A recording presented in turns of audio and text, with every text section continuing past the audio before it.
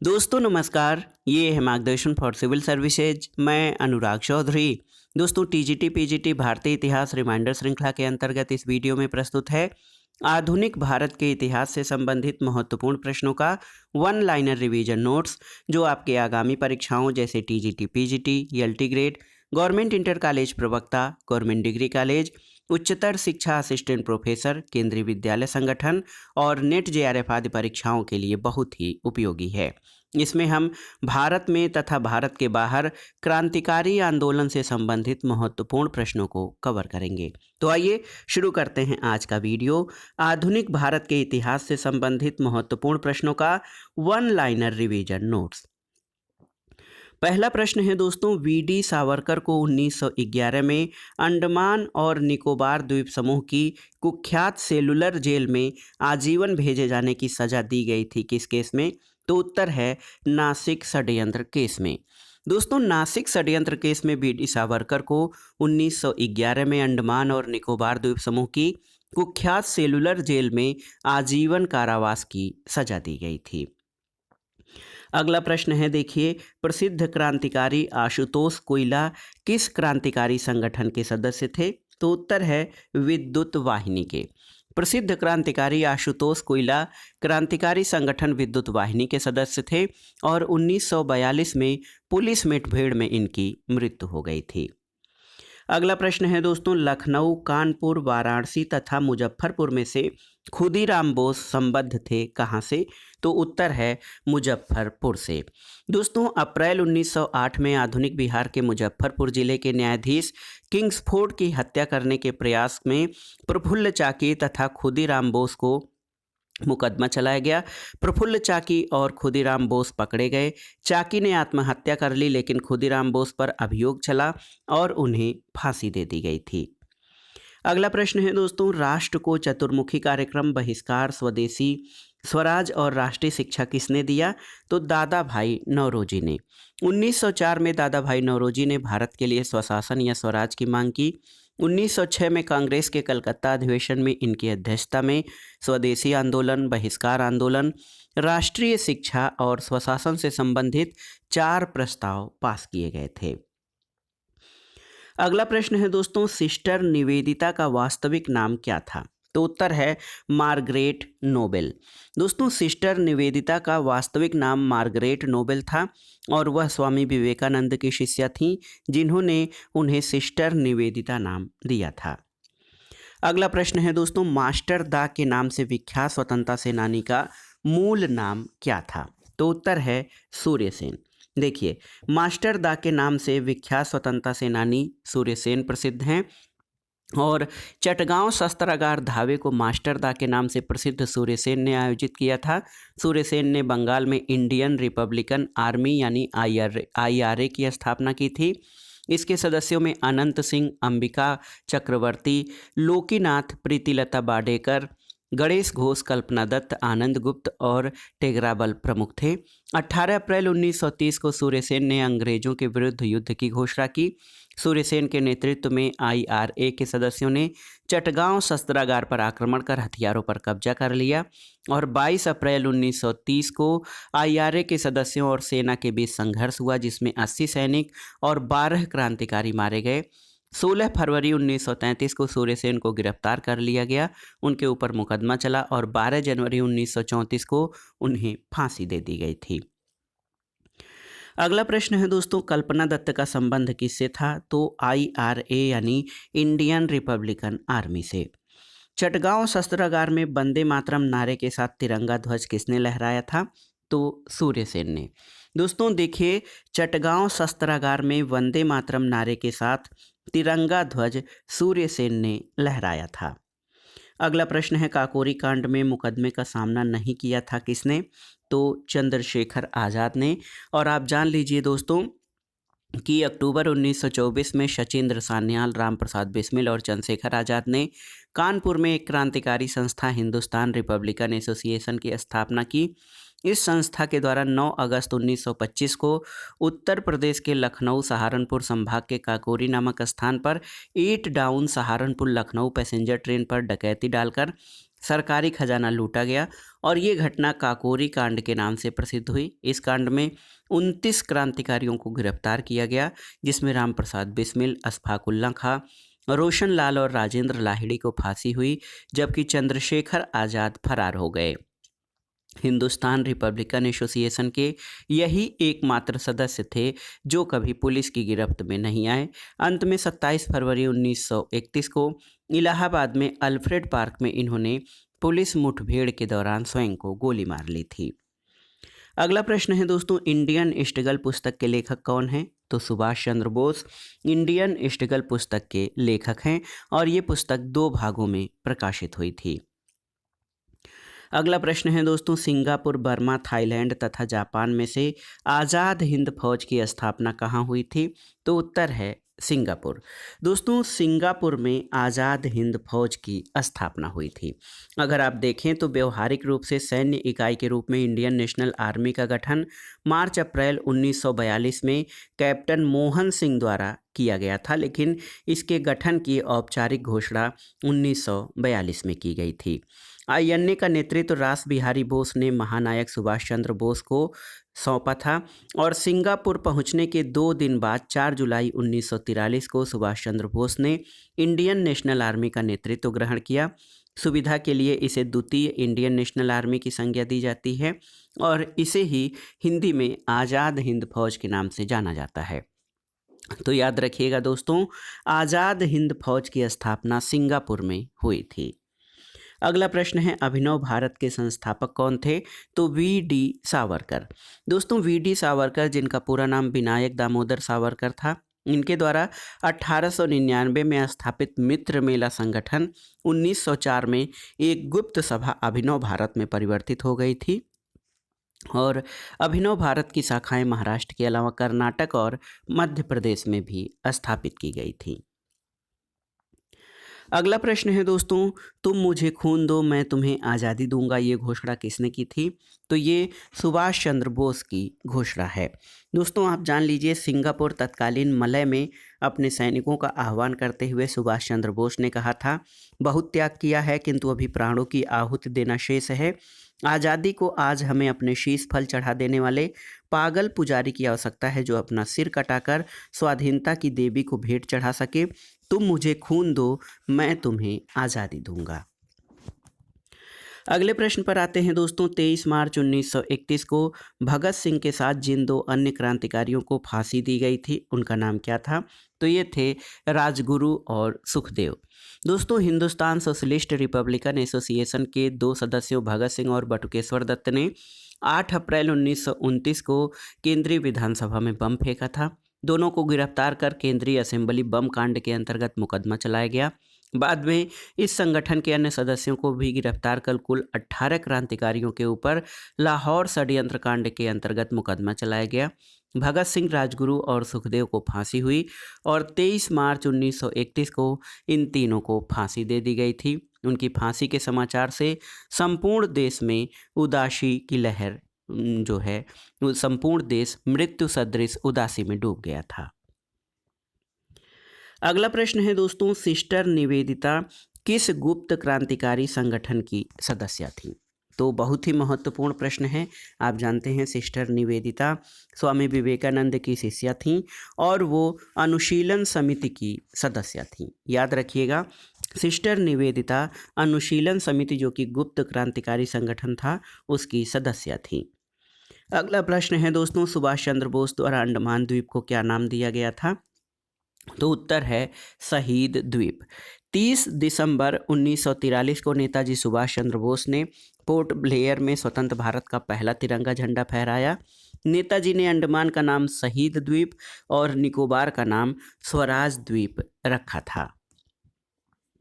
अगला प्रश्न है, अलीपुर बम मामला, मेरठ षड्यंत्र केस, कानपुर षड्यंत्र मामला और काकोरी मामला में से अरविंद घोष पर मुकदमा चला था किस मामले में?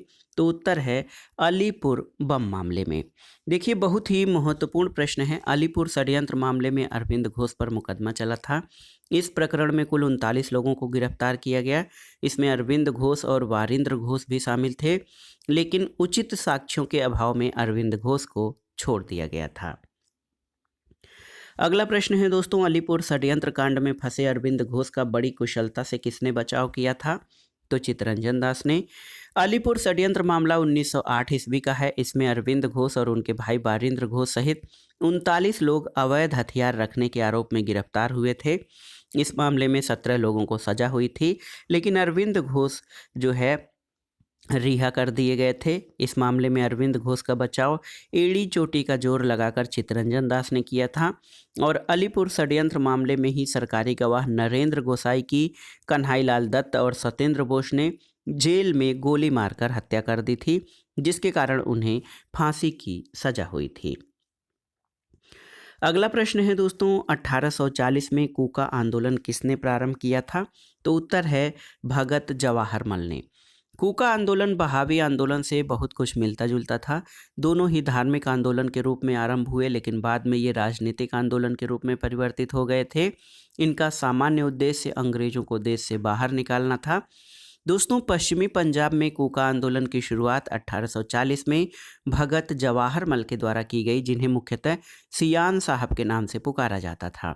इनका उद्देश्य सिख धर्म में प्रचलित बुराइयों और अंधविश्वासों को दूर कर इस धर्म को शुद्ध करना था और 1872 में इस आंदोलन के नेता राम सिंह को रंगून निर्वासित कर दिया गया, जहां 1885 में इनकी मृत्यु हो गई थी।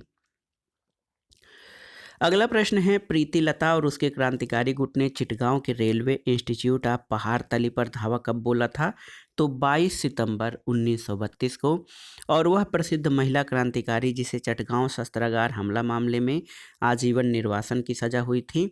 1939 में उनके छूटने के बाद वे भारत की कम्युनिस्ट पार्टी में शामिल हुई। वो कौन थी? तो वो थी कल्पना दत्ता। भारत में क्रांतिकारी आंदोलन के बाद आइए भारत के बाहर क्रांतिकारी आंदोलन से संबंधित महत्वपूर्ण प्रश्नों को देखते हैं। प्रश्न है कि 1909 में lieutenant colonel sir William Curzon Wyllie पर भारतीय स्वतंत्रता आंदोलन में क्रांति के प्रथम कार्य के रूप में आक्रमण किसने किया था? तो मदन लाल धिंगरा ने। दोस्तों, लंदन में सर कर्जन वाइली या विली को 1909 में मदन लाल धिंगरा ने गोली मार दी थी। अगला प्रश्न है, गदर आंदोलन के शुरू होने का सबसे महत्वपूर्ण कारण क्या था? तो ये था प्रथम विश्व युद्ध का आरंभ। दोस्तों, स्वदेशी आंदोलन के निष्क्रिय होने से भारतीय राष्ट्रवाद के प्रहरी भी निष्क्रिय हो गए थे। 1914 में अचानक छिड़े प्रथम विश्व युद्ध ने भारतीय राष्ट्रीयता के प्रहरियों को झकझोरा, उन्हें उद्वेलित किया। उस समय ये धारणा प्रचलित थी कि ब्रिटेन पर किसी भी तरह का संकट भारत के हित में है, उनके लिए एक मौका है और इस मौके का कई जगहों पर कई तरह से फायदा उठाया गया।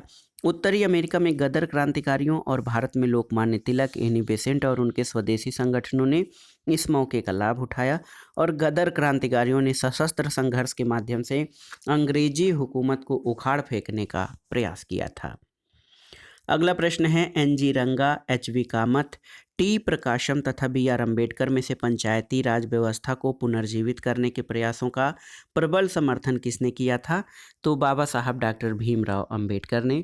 दोस्तों, पंचायती राज व्यवस्था को बेहतर बनाने के लिए डॉक्टर अम्बेडकर ने विकेंद्रीकरण पर बल दिया और गांव तक समावेशी विकास की योजनाओं लागू करने का पक्ष लिया। पंचायती व्यवस्था को पुनर्जीवित करने के लिए उन्होंने सामाजिक, आर्थिक, राजनीतिक गतिविधियों को तीव्र गति से पालन करने के अनेक प्रयास किए। अगला प्रश्न है दोस्तों, सर माइकल ओ डायर को किसने मारा था? तो सरदार ऊधम सिंह ने। मार्च 1940 में पंजाब के क्रांतिकारी नेता ऊधम सिंह ने जलियांवाला बाग के नरसंहार का बदला लेने के लिए इस हत्याकांड के समय पंजाब के गवर्नर रहे सर माइकल ओ डायर की लंदन में हत्या कर दी थी, जिसके लिए उन्हें गिरफ्तार कर मृत्युदंड दे दिया गया था। अगला प्रश्न है दोस्तों, सर्कुलर ए आज़ादी नामक परिपत्र किससे संबंधित है? तो ये रामनाथ पुरी से संबंधित है। वर्ष 1907 में कनाडा में रामनाथ पुरी निर्वासित जीवन व्यतीत करते हुए सर्कुलर ए आज़ादी या आज़ादी का परिपत्र बांटा। उसमें स्वदेशी आंदोलन का समर्थन किया गया था।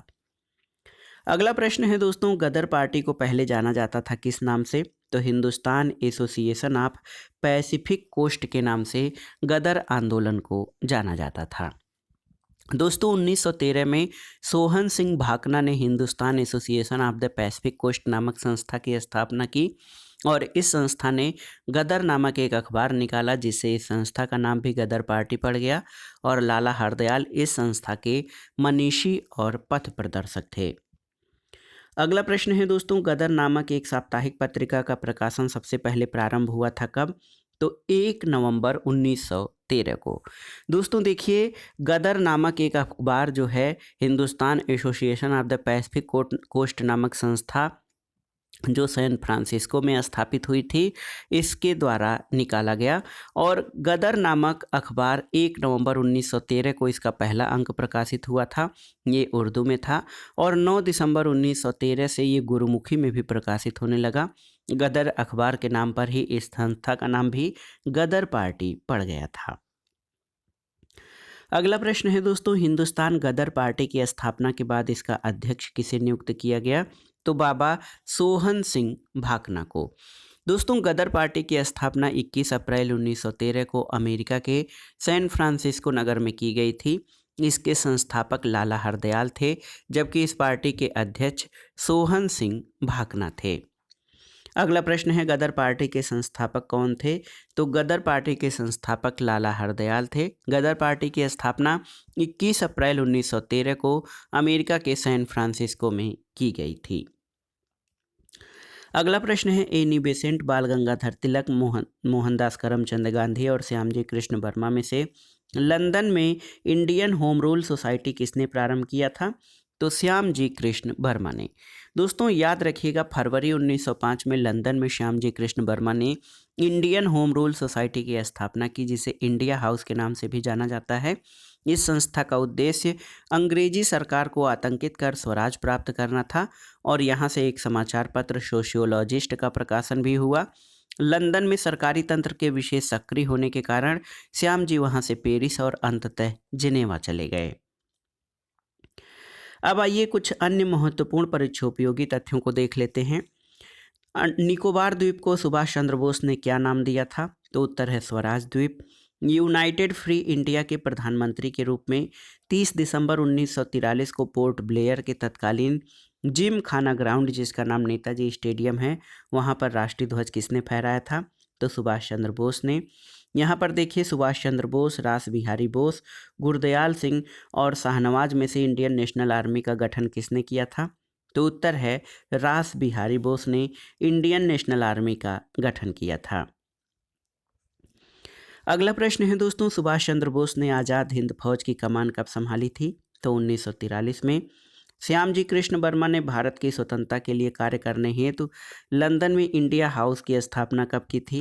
तो 1905 में श्यामजी कृष्ण वर्मा ने लंदन में इंडिया हाउस की स्थापना की थी, जिसको इंडियन होम रूल सोसाइटी भी कहा जाता है।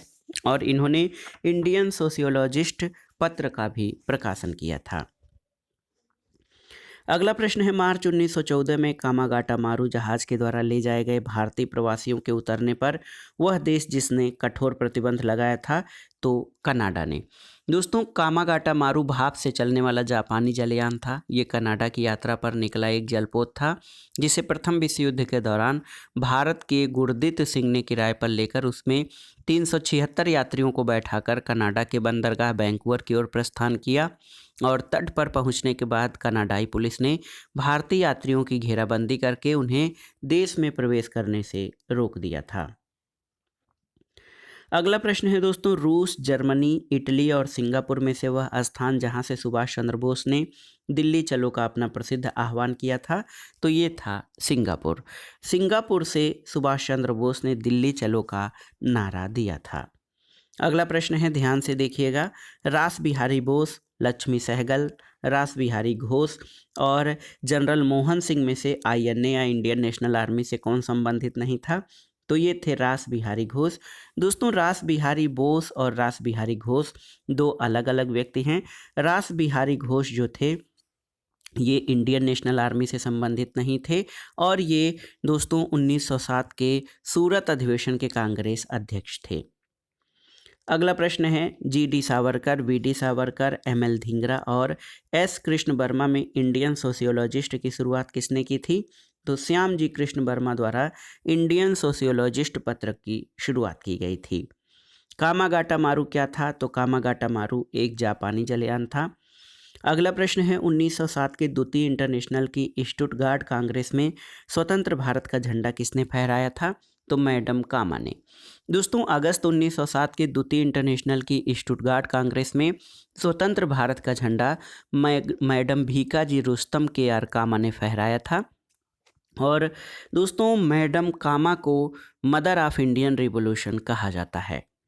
अगला प्रश्न इसी से संबंधित है कि मदर ऑफ इंडियन रिवॉल्यूशन किसे कहा जाता है? मैडम कामा को। दोस्तों मैडम कामा को भारतीय क्रांतिकारियों की जननी कहा जाता है और ये महाराष्ट्र के पारसी परिवार से संबंधित थीं और श्याम जी कृष्ण वर्मा की सहयोगी थीं। अगला प्रश्न है और इस वीडियो का आखिरी प्रश्न दोस्तों, 1915 में काबुल में गठित अंतरिम सरकार के राष्ट्रपति कौन थे? तो ये थे महेंद्र प्रताप। दोस्तों 1915 में काबुल में गठित अंतरिम सरकार के राष्ट्रपति राजा महेंद्र प्रताप थे। राजा महेंद्र प्रताप ने अपने सहयोगी बरकतुल्लाह के साथ 1915 में काबुल में भारत की प्रथम अस्थायी सरकार का गठन किया था। इस सरकार के प्रधानमंत्री बरकतुल्लाह थे और इस सरकार को जर्मनी और रूस ने मान्यता प्रदान की थी। तो दोस्तों ये था आज का वीडियो, आधुनिक भारत के इतिहास से संबंधित महत्वपूर्ण प्रश्नों का वन लाइनर रिवीजन नोट्स, जो आपके आगामी परीक्षाओं जैसे TGT, PGT, LT grade, government inter college प्रवक्ता, government degree college, assistant professor और यूजीसी नेट के साथ विभिन्न परीक्षाओं के सामान्य ज्ञान और सामान्य अध्ययन के आधुनिक भारत के इतिहास खंड के लिए बहुत ही उपयोगी है। आप इन प्रश्नों को तैयार कर लीजिएगा। वीडियो आपको कैसा लगा हमें कमेंट बॉक्स में ज़रूर बताइएगा। वीडियो को लाइक करें, शेयर करें और इस चैनल मार्गदर्शन फॉर सिविल सर्विसेज को सब्सक्राइब करें। वीडियो देखने के लिए धन्यवाद दोस्तों। नमस्कार।